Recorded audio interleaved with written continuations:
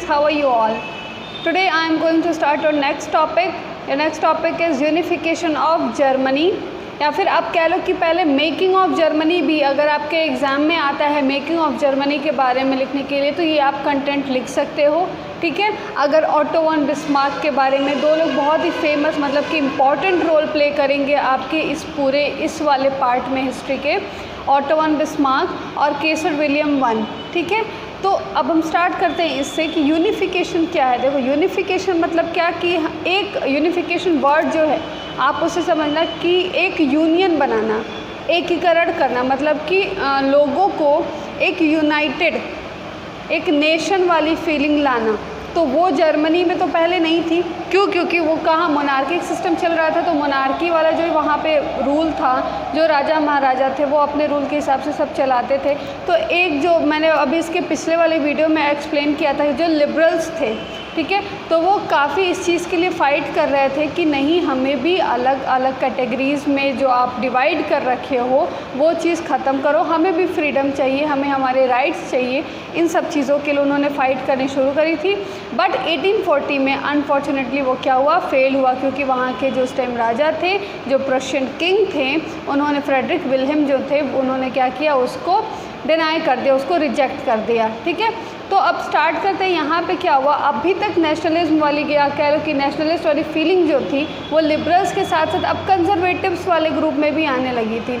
वो लोग भी चाह रहे थे कि नहीं, कहीं ना कहीं हमारे देश को एक मतलब कि हमारे जर्मन कन्फेडरेशन यानी कि एक नेशन स्टेट बनाना होगा इसे, तो उसके लिए उन्होंने भी स्टार्ट कर दिया फाइट करना, ठीक है। तो एफर्ट्स वर मेड बाय, अगर आपसे पूछे कि कौन कौन एफर्ट लगाए थे तो आप लिख सकते हो, efforts were made by the middle class Germans to write the different regions of German confederation into a nation state, ठीक है। अलग अलग जो आप कैटेगरी डिवाइड कर रखे हो उसको सबको हटा के एक स्टेट की बारे, एक नेशन की बारे, हम एक मतलब नेशन के बारे में हम बात करेंगे। एक नेशन आप बनाइए जिसको हम लोग क्या करेंगे, एक साथ रह के कैटेगरीज को हटा के हम लोग साथ में क्या करेंगे, ग्रोथ करेंगे और सबको बराबर का मौका मिले, ये चीज़ करेंगे तो हमारा ही देश क्या होगा, आगे बढ़ेगा।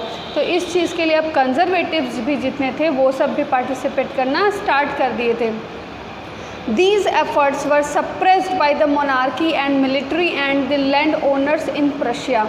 देखो प्रशिया वाली जो बात है, अगर आप कह सकते हो कि किसी देश की जो मिलिट्री है, मतलब कि नॉर्मल लोग भी मिलिट्री का एक रोल प्ले कर सकते हैं क्या, वो आर्मी बन सकते हैं क्या? बिल्कुल बन सकते हैं। देखो सारे लोगों ने क्या किया, एक साथ खड़े हुए, एक साथ आवाज़ उठाई और कहीं ना कहीं मैंने अभी इसके पिछले वीडियो में भी आपको बताया था कि जो वहाँ के मोनार्क थे, मोनार्क जितने जगह के, तो उन लोगों को भी धीरे धीरे रियलाइज़ हुआ कि अगर हमारे ही नेशन के लोग, हमारे ही प्रशिया के लोग हमारे अगर अगेंस्ट हो जाएंगे, तो जैसा फ्रांस में हुआ था, जो लुई 16 के साथ हुआ था, कहीं ना कहीं वो चीज़ें हमारे साथ भी ना हो। तो धीरे धीरे उन्होंने क्या किया, उनके फेवर में जाना शुरू किया, उनके लिए बात करनी शुरू करी। क्यों?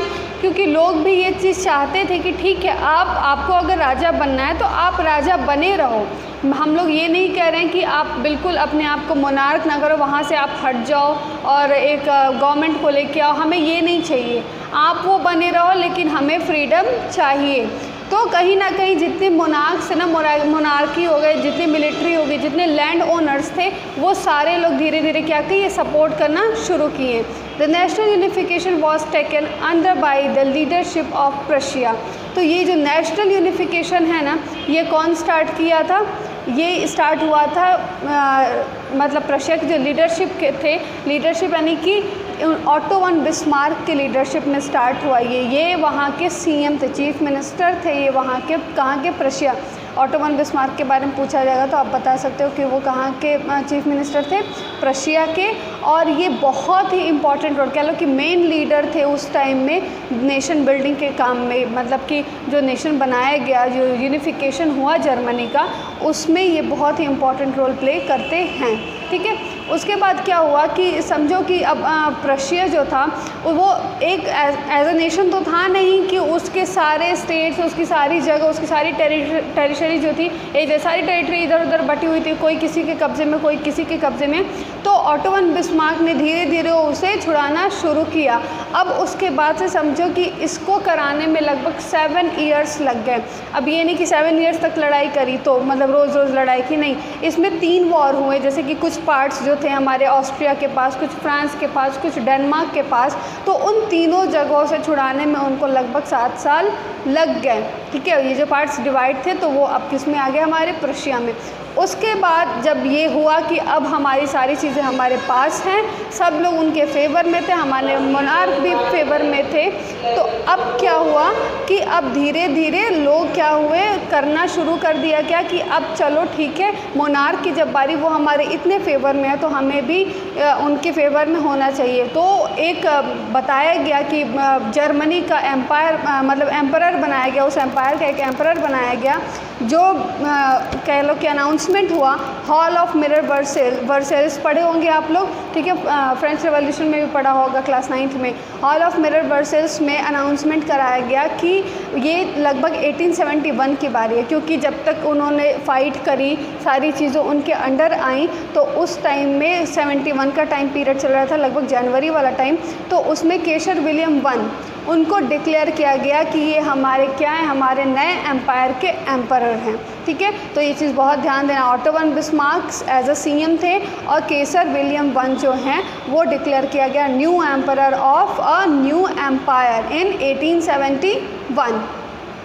अब इतना सब कुछ होने के बाद से स्टार्ट क्या हुआ, अब नए नए रूल्स बने, तो नए नए रूल्स बने यूनिफिकेशन में, तो ऑब्वियस है कि सारे रूल्स बनेंगे, तो उसमें करेंसी आ गई, बैंकिंग आ गया, legal and judicial system were introduced by the new German empire. ठीक है, तो ये चीज़ें इंट्रोड्यूस करी गई, नए रूल्स आए, लोगों को बहुत मतलब कि जब जो लोग डिमांड करते हैं कि करेंसी एक होनी चाहिए, अलग अलग जगह पे नहीं, उससे ट्रेड बढ़ा। ठीक है, बैंकिंग सिस्टम आप रखो, जो लोनिंग से जो लैंड ओनर्स लेके बैठे हुए हैं, वो होता है ना कि एक कैटेगरी जो बनी थी कि हाँ ये लोग ले सकते हैं बाकी नहीं ले सकते, उनकी दूसरे की ज़मीन पे काम करने वाले, वो सारी चीज़ें ख़त्म हुई।